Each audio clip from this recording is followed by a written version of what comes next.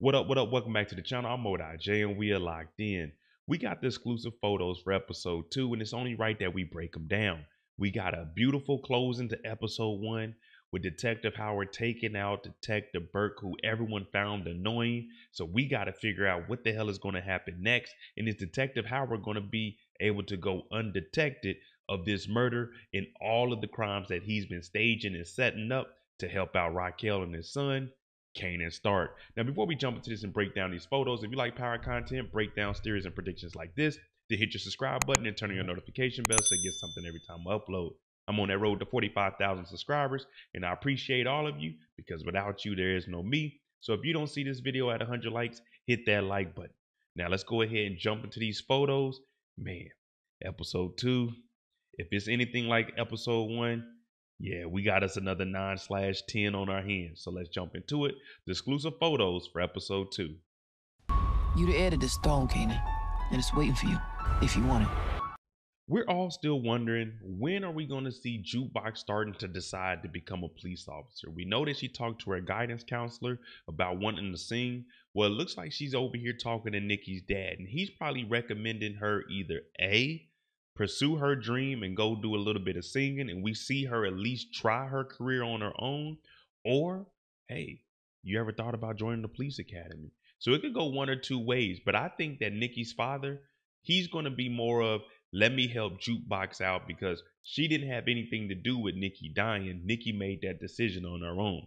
So I think he's going to be very supportive of Jukebox. It's going to be kind of weird for her, but I think she's going to actually listen to him because he's something different outside of what she's normally used to seeing within her family. Drug dealing auntie, drug dealing uncle who's always crying and now he's a drunk.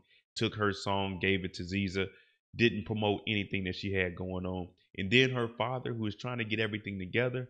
So for Jukebox, this is her starting to step away from the family because she doesn't want to be in the game selling dope like Kanan. We've already broke down the clip of Stefano and Unique last night when they dropped it. We broke that down, and it seems like Unique is going to be playing Stefano. Stefano's going to be trying to use him to get close to Raquel to squash any beef on the streets. So it's really a triangle offense. The only thing, it seems like Unique, he has the ball in his hand because Raquel isn't really on speaking terms with Stefano because she's beefing with Sal. So for him, Unique is able to go in here, talk to him and say, hey, I can present Raquel to you if you help me out in the long run. So it's kind of a backdoor on Raquel. That's why he went over there and got close with her in episode 1, just so he could use her to his advantage. Because you got to remember, he's street smart. He's the cleanest, grimiest guy we know. And Raquel did set him up to go to jail. So he's never going to let that slide. And also, Ronnie already told him he doesn't like him being an underboss or an employee for Raquel.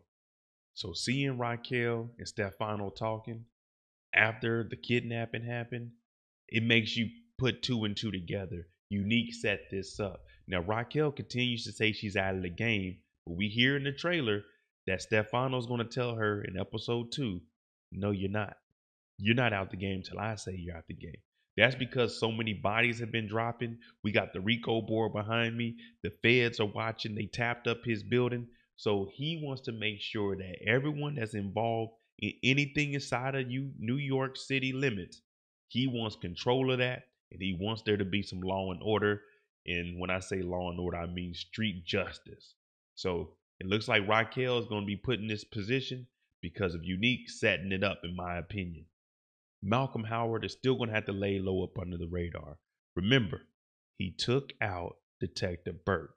Burke had all the information tying Kanan to him. Raquel being the snitch to him. Raquel being the baby mother to him. Him killing Sam to him. And now he killed her. Now she did record it. We don't know if there's another recording or anything in the vehicle, or if her dad Patrick is going to step up and say something. My daughter wouldn't kill herself. So what we're going to see is Detective Howard starting to have a little bit of sympathy and saying, hey, Detective Burke, Captain, I told you she was a good officer, a good detective. She was just in her own way. I wish I could have done something for her. So Howard, he's just going to have to play the game right now. But you know, when you walk around with that guilty conscience, every time someone looks at you, you look suspicious. It's going to be kind of hard to hide that he committed this murder, but he did take the gun. He wiped down the prints. It wasn't a good wipe down, but he did it. Got her gun and the recording. We're going to see how this plays out. But I think he'll be able to skate up under the radar for a little bit. This is exactly what I'm saying. This is Patrick and Adina, her mom and her ex-girlfriend, because she broke up with her.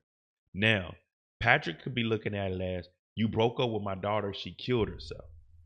But she's probably saying, no, your daughter had a lot of stress about this whole case. Now, it might take a while before Patrick starts to realize maybe she was right and I need to do a little digging into what the hell Malcolm had going on, because my daughter wouldn't just be saying this for no reason. So at this point, everyone's still trying to figure out why Shannon killed herself, but no one's going to be in agreement, because when you're mourning somebody, you're really not thinking clearly. You just want to know as many answers to the questions that you have. And right now, they're going to have to take a step back, take a deep breath, come together, and give each other the information that they know.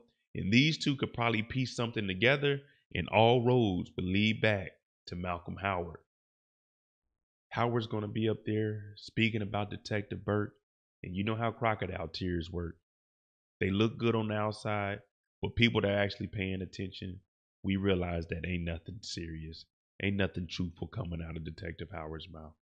So this is going to be tough for him, but he has to get up here, because if anyone was close to her on the force, it was definitely him. Now, I don't know if the picture we seen of Patrick and Adina was before or after, but if it was after, she's probably saying, I don't trust Howard. He wasn't being truthful with what he was saying up there. But again, he's going to have to play the game, and it's up to them to figure it out, because remember, it's not what you know, it's what you can prove. We're still seeing Lulu out and about drinking and doing his own thing. Now, it looks like they're at the club, and follow what I'm about to say. Marvin shows up, and the way Marvin is looking, I'm assuming that he sees Ronnie in the club, and he's probably going to ask Lulu, ain't that Unique's brother, Ronnie? Ain't that him over there sitting there quietly patient by himself? That's what I'm assuming that Marvin is looking at. Now, if that's the case, remember, Marvin used to run the game. Ronnie used to run the game.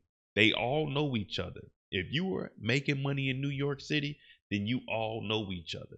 Now, Lulu, he's not paying no attention because he's probably drunk out of his mind.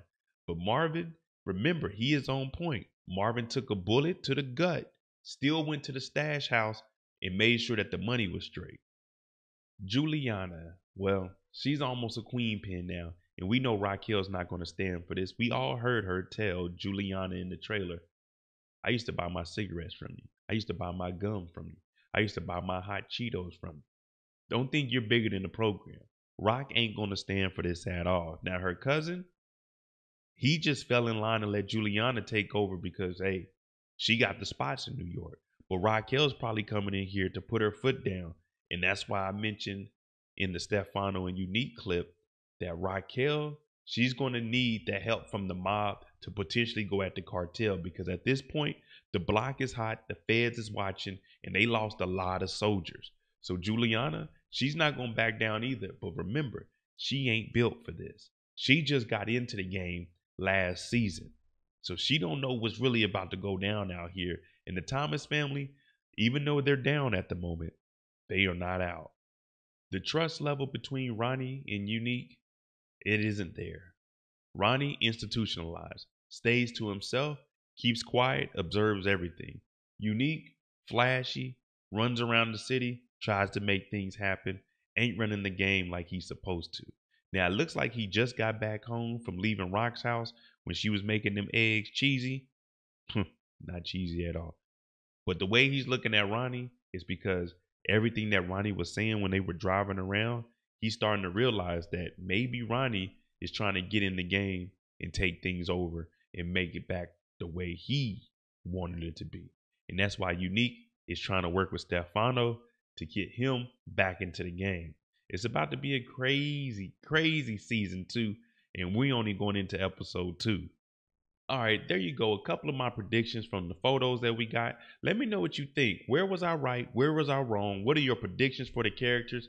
Drop that down in the comments. Let's get that conversation rolling. We will have a Last Thoughts live tonight, and You know, tomorrow night, the live after show discussion, but we're calling it On the Clock Fridays, 30 to 45 minutes per character.